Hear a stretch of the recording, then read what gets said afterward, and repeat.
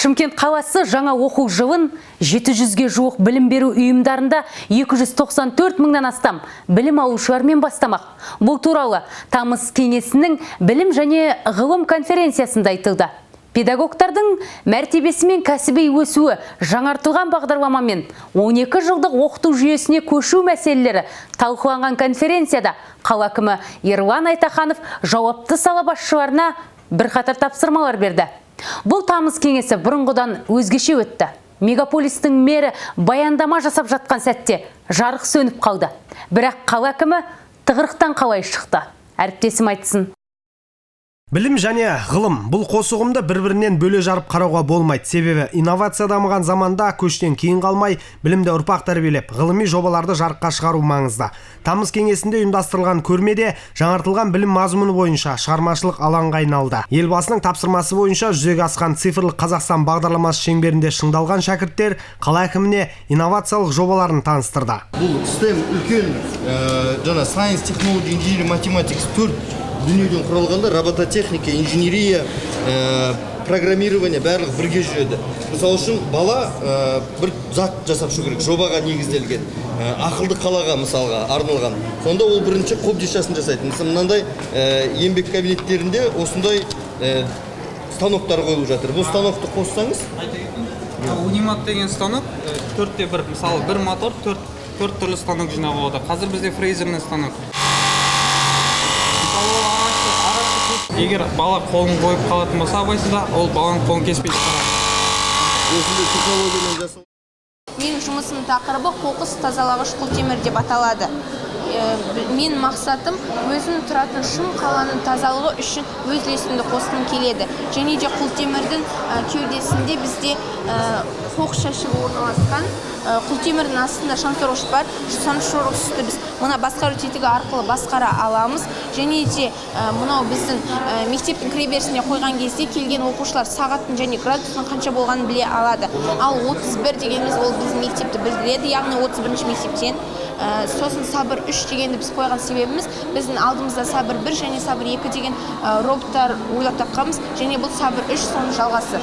Ұсынып тұрған жобам үшті модельдеу деп аталады. Үшті модельдеу дегеніміз ең бірінші Қазақстан Республикасының елбасысы Нұрсұлтан Әбішұлы Назарбаев өзінің рухани жаңғыру болашаққа бастар жол жобасында барлық Қазақстан Республикасының робототехника кабинетімен жабдықтағанын білеміз. Сонда Лего модельдері және де 3D принтер бар екен білеміз, және сол 3D принтерді дұрыс қолдану арқасында біз 3D кварталдарды салу менің жобам болып табылады. 3D квартал салу дегенімізде Stargate деген әлемдегі 3D принтермен бар жоқ 48 евроға балшықтан үй соққан екен 3D принтерде. Сол жобаны біздің Қазақстан Республикасына жүргізгім келеді.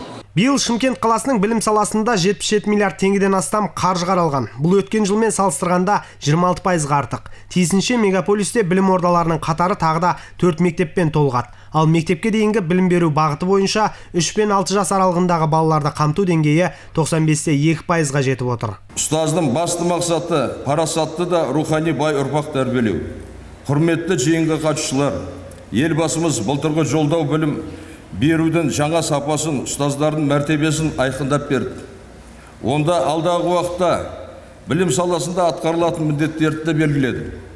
Атап айтқанда, педагог мәртебесі туралы арнайы заң қабылдауды және ұстаздар жалақысын 30%-дан 50%-ға дейін көтеруді тапсырды. Одан бөлек оқу материалына жаңартылған мазмұнына көшкен мұғалімдердің лауазымдық жалақысы 30%-ға көтерілді. Биылғы жаңа оқу жылы мемлекеттік орта мектептер жан басына қаржыландыру жүйесіне өтумен ерекшеленуде. Бұл білім беру ұйымда ашық бәсекелестікті қамтамасыз ететін болады. Сонымен қатар, барлық білім ұйымдары әлеуметтік желілерде мектептегі мұғалімдер мен оқушы саны және мектепте бөлінген қаржының есебі мен жоспарын ашық жариялайтын болады.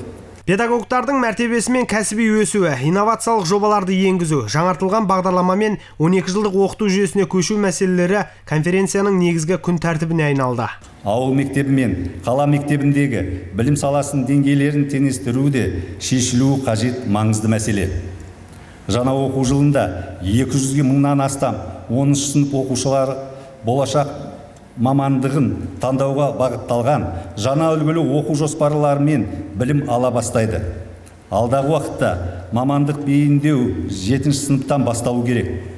Алғашқы әскери және технология дайындық жаңартылған оқу бағдарламасымен енетіні болады. Сондай-ақ, оқушылар өз таңдауы бойынша кәсіпкерлік және бизнес негіздері, графика және жобалау жаңа пәндерді таңдай алады. Елбасының тапсырмасын орындау мақсатында латин графикасына көшу жұмыстар жалғасуда. Министрлік оқулықтардың сапасын қамтамасыз ету үшін шаралар қабылдауда.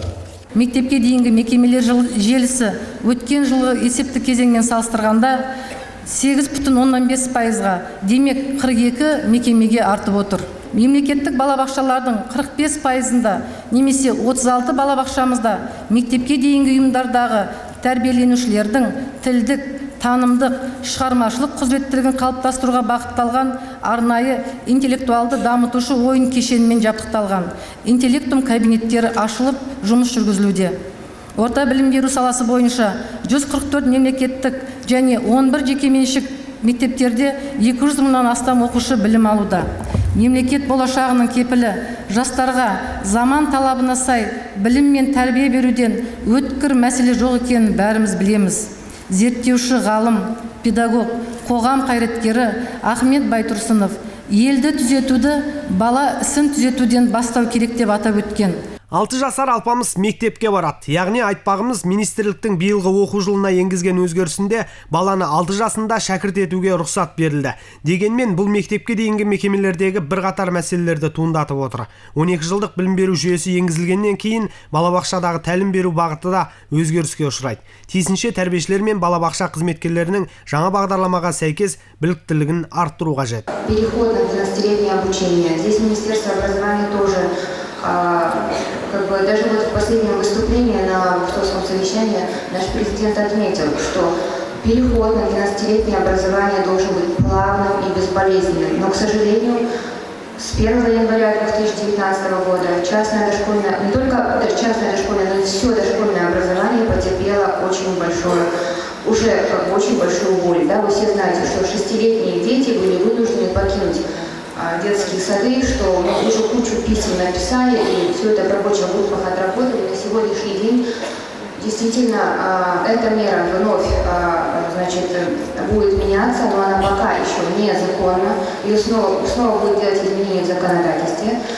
Но я хочу сказать, что это очень сильно повлияло на рентабельность и на развитие частного дошкольного образования. Білім беру мекемелерінде инновациялық менеджментті қалыптастыру бүгінгі күннің мәселесі. Бұл тұрғыда STEM лабораторияларын іске қосу ұсынылды. Елімізде қазір таңда бұл бастама 127 мектепте жүзеге асқан. Ал Шымкентте 5 білім ордасында бар. Тағы да мемлекеттік жекеменшік әріптестік аясында орталық ашу жоспарда тұр. Біз неге PISA, TIMSS рейтингтерінен практикалық білім бойынша төмен деңгейдеміз? Себебі біздің білім көбінесе теорияға негізделіп кеткен. Осыны мәселені шешу бағытында біз қазіргі таңда Қазақстанның білім беру ғылым министрлігімен бірігіп STEM бағдарламасының 2023 бағдарламасын республикаға енгізіп жатырмыз. Құрметті Ерлан Қуанышұлы, Шымкенттің жаңа заман білімінің дамуының 2023 STEM салалық бағдарламасын қабылдауды ұсынамын. Осы жерде отырған мәслихат депутаттардан сұрадым, мынау білімге деген қаражатты ешқашан кеспеңіздерші. Неге десеңіздер, жол өзінің жөнделуін күте тұрады. Бірақ баланың білім алуы ол өтіп кетеді. Ол 2-ші класста алатын білімін 5-ші классқа барып алмауы керек. Осыны ескере келіп, Шымкенттің білімгерлеріне жаңа технологияларға негізделген, жаңа технологияларға көңіл бөлінген білім беру жүйесін ұсынамыз. Шымкентте компьютердің жетіспеушілік проблемасы бар. Сол мәселені шешу үшін мен өз компаниям тарапынан ГЧП ұсынамын. Өзіміздің қаражатымызға бүгін қойып беріп, оны мемлекет ертең төлеп беруіне келісеміз ондай дүниеге. Сондықтан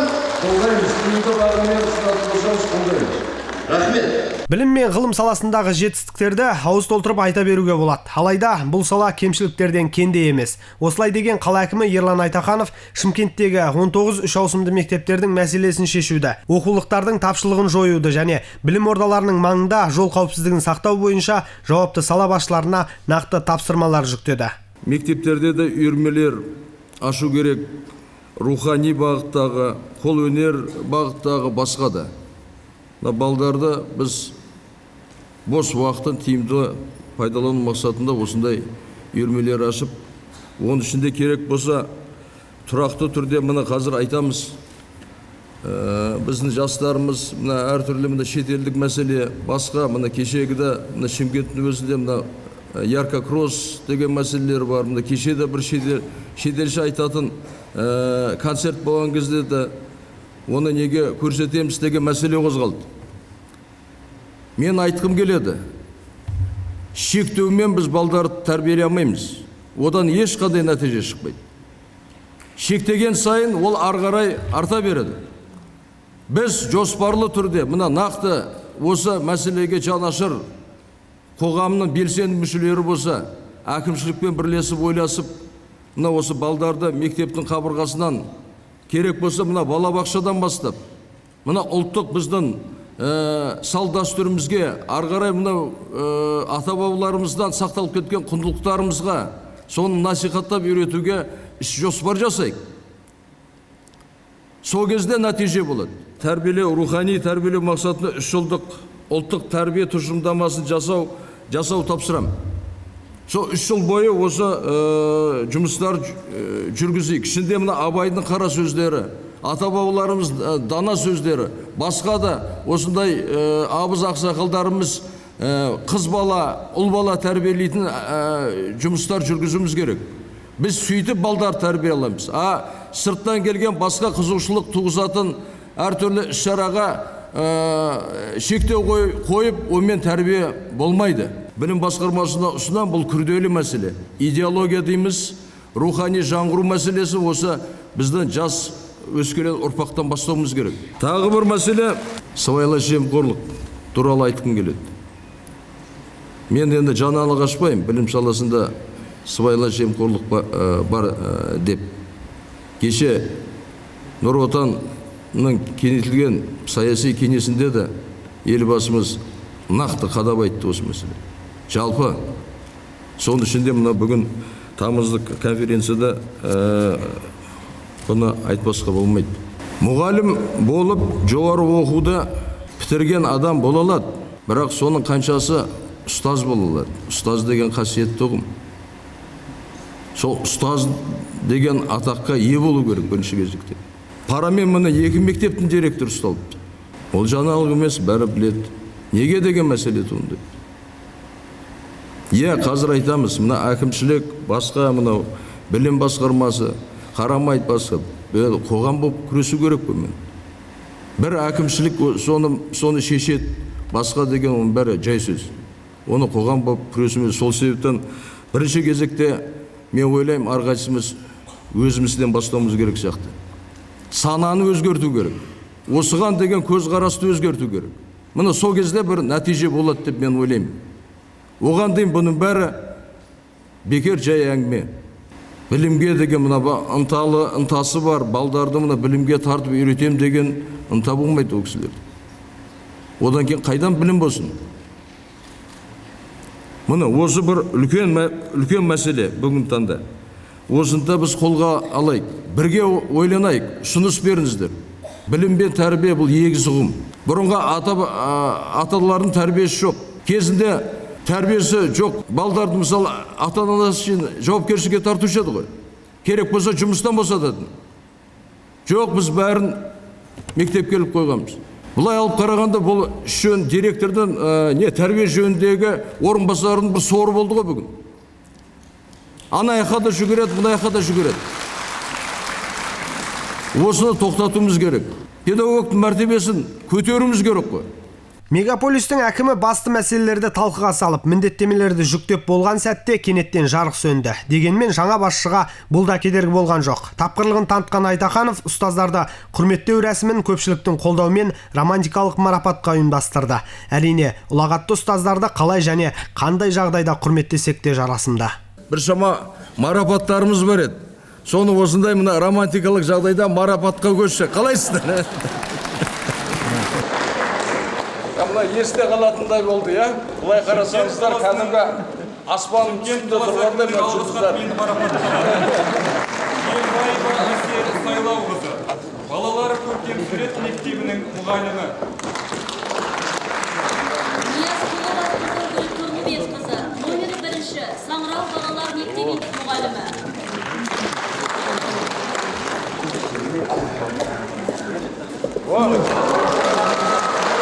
Романтика бітті.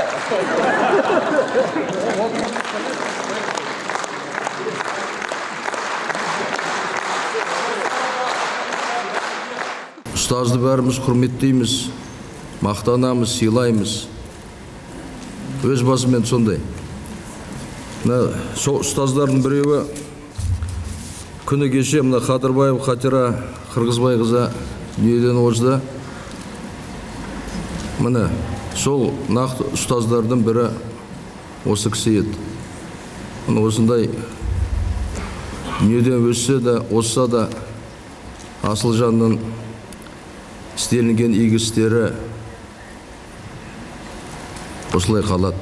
Бұл бір жерде енді білім саласын ұжым болғаннан кейін сіздерге осы кісінің отбасына өзімнің атынан, әкімшіліктің атынан қайғырып көңіл айтқым келеді. Бір-бірімізді қадірлей білек ағайын. Жақсы. Енді Шымкент қаласы биылғы оқу жылын 253 мемлекеттік және 445 жекеменшік білім беру ұйымдарындағы 294 мыңнан астам білім алушылармен бастамақ. Жомарт Бегімбет, Ақжол Рахманқұлов, Бағдат Төрехан, Айғақ телеарнасының жаңалықтар қызметі.